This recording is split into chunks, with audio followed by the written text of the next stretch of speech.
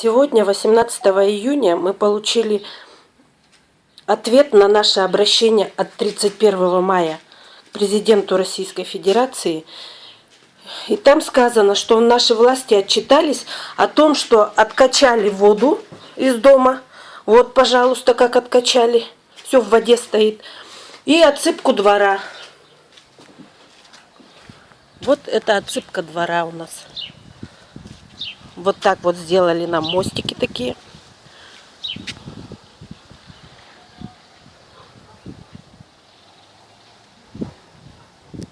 Это просто издевательство над людьми.